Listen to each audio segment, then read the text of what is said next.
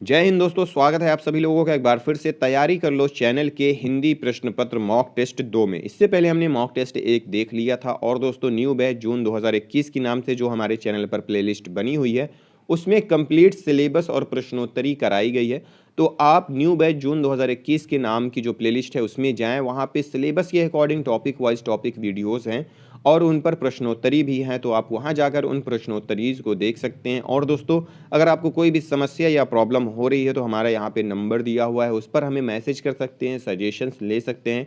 और दोस्तों अगर अभी तक आपने चैनल को सब्सक्राइब नहीं किया है तो सबसे पहले चैनल को सब्सक्राइब कर लें, साथ ही साथ बेल आइकन भी प्रेस कर लें। तो दोस्तों मॉक टेस्ट में आज पहला प्रश्न है, भारतीय काव्यशास्त्र का नवनिर्माण शीर्षक निबंध के लेखक कौन है? ऑप्शंस दिया हुआ है नंद दुलारे वाजपेयी, रामविलास शर्मा, हजारी प्रसाद द्विवेदी या फिर रामचंद्र शुक्ल। तो दोस्तों आपको इसका उत्तर देना है, तो कौन सा उत्तर यहाँ पे सही होगा? कमेंट बॉक्स में जाएं और कमेंट कर दें। फिर अगला प्रश्न है, साहित्यकार की आस्था और अन्य निबंध ग्रंथ के रचनाकार कौन है? ऑप्शंस दिया हुआ है जयशंकर प्रसाद, अज्ञे, हजारी प्रसाद द्विवेदी या फिर महादेवी वर्मा। तो कौन सा उत्तर इनमें से सही है आपको बताना है। फिर अगला प्रश्न है, निम्नलिखित में से कौन सी रचना जीवनी नहीं है? कलम का मजदूर, कलम का सिपाही, मेरी पत्नी और भेड़िया, प्रेमचंद घर में। इनमें से कौन सी रचना है जो कि जीवनी नहीं है? फणीश्वर नाथ रेणु के किस उपन्यास में पूर्वी पाकिस्तान से विस्थापित होकर बिहार के पूर्णिया जिले में आए हिंदू शरणार्थियों की दारुण कथा का चित्रण है? ऑप्शन है मैला आंचल, जुलूस, प्रति परिकथा या फिर कलंक मुक्ति। इनमें से कौन सा उत्तर सही होगा उसे आपको जवाब देना है। अतएव दो बालू का पूर्ण कगारों के बीच में निर्मल स्त्री तस्विनी का रहना आवश्यक है। यह संवाद चंद्रगुप्त नाटक के किस पात्र का है? ऑप्शन है चंद्रगुप्त, चाणक्य, सेल्यूकस या फिर राक्षस। तो कौन सा उत्तर यहाँ पे सही होगा?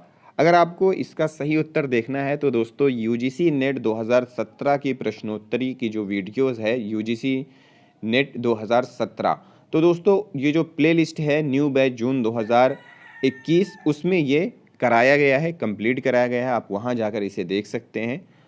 चलिए अगला प्रश्न है, अभिव्यक्ति की स्वतंत्रता का प्रश्न सुरेंद्र वर्मा के किस नाटक में आया है? ऑप्शंस दिया हुआ है सूर्य की अंतिम किरण से सूर्य की पहली किरण तक, 8वां सर्ग, नायक खलनायक विदूषक या फिर शकुंतला की अंगूठी। तो इसमें से कौन सा उत्तर सही है? रस सूत्र।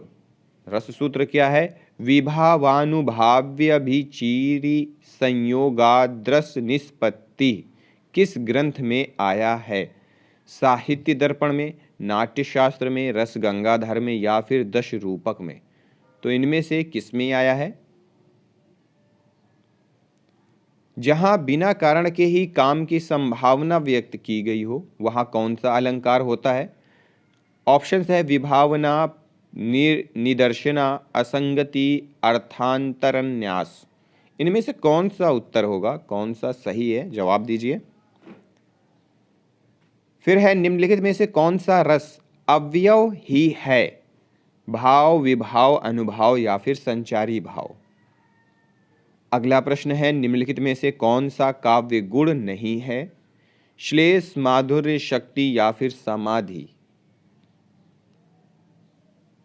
अगला प्रश्न है, काव्य की पूर्ण अनुभूति के लिए कल्पना का व्यापार कवि और श्रोता दोनों के लिए अनिवार्य है।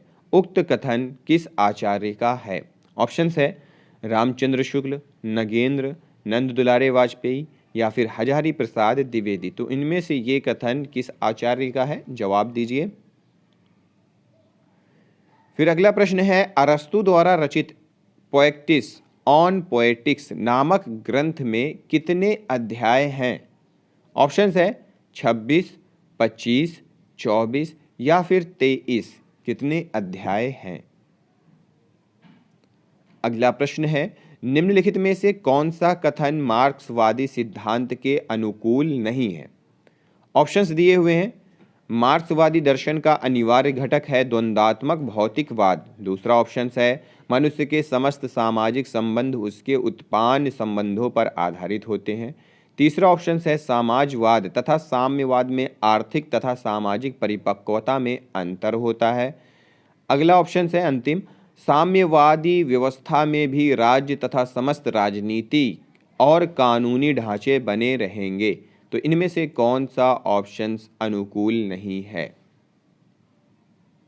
अगला प्रश्न है निम्नलिखित में से किसका संबंध उत्तर आधुनिकता से नहीं है?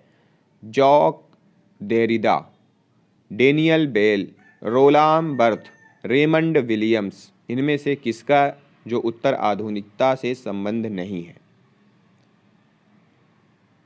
पीर भरो जिया धीरे धरै नाहिम, पीर भरो जिया धीरे धीर धरै नहिम, कैसे रहे जलजाल के बांधे। उपर्युक्त काव्य पंक्तियों में स्त्री की किस मनः स्थिति का संकेत किया गया है?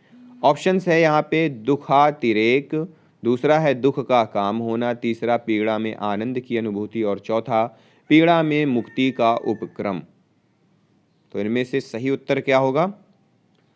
अगला प्रश्न है तुलसीदास ने रामचरितमानस के किस कांड में कलियुगी का वर्णन किया है? कलयुग का वर्णन किसमें किया है? ऑप्शंस है बाल कांड में, अयोध्या कांड में, अरण्य कांड में या फिर उत्तर कांड में। तो सही उत्तर जो भी है दोस्तों उसका जवाब दीजिए। अगला प्रश्न है यहाँ पे स्नेह निर्झर बह गया है, रेत ज्योतन रह गया है। उपर्युक्त गीत किस कवि का है? ऑप्शंस दिया हुआ है प्रसाद, निराला, नरेंद्र शर्मा या फिर राम कुमार वर्मा। तो इनमें से किसका है? उत्तर कमेंट बॉक्स में कमेंट कर दीजिए। अगला प्रश्न है आत्मजई की कथा वस्तु निम्नलिखित में से किस पर आधारित है? छांदोग्योपनिषद, कठोपनिषद, केनोपनिषद या फिर बृहदारण्यकोपनिषद, इनमें से किस पर आधारित है? अगला प्रश्न है सूनी घाटी का सूरज उपन्यास के लेखक कौन है? श्रीलाल शुक्ल, नरेश मेहता, हिमांशु श्रीवास्तव या फिर शैलेश मटियानी। अगला प्रश्न है काम और राम का द्वंद्व किस उपन्यास में चित्रित है? मानस का हंस, चित्रलेखा, खंजन नयन या फिर एक अंतिम ऑप्शन है यहाँ पे नाच्यों बहुत गोपाल। तो इनमें से कौन सा उत्तर है जो कि सही होगा? तो दोस्तों जो भी सही उत्तर है आप कमेंट बॉक्स में कमेंट करते रहिए और सही उत्तर देखने के लिए यूजीसी नेट 2017 का जो सॉल्व्ड पेपर हमने कराया था जो कि न्यू बैच जून 2021 की प्लेलिस्ट में दिया हुआ है, तो वहां जाकर आप उसे देख सकते हैं। तो मिलते हैं अगले वीडियो में अगले टॉपिक के साथ, अगले प्रश्नों के साथ। इस वीडियो को देखने के लिए बहुत बहुत धन्यवाद।